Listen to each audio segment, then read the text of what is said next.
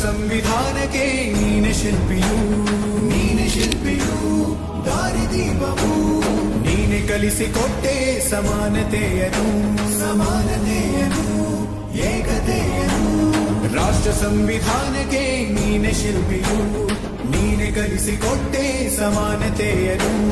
ನಿನ್ನ ಲೇಖನಿಯ ಬರಹ ದೇಶ ಖರ್ಚನೆ ಒಂದು ಮಾತು ಕೂಡ ಭೀಮ ಗರ್ಜನೆ ನಾಯಕ ನೀನು ಭೀಮರ ಮಹಾನಾಯಕ ನೀನು ಭೀಮರ ನಾಯಕ ನೀನು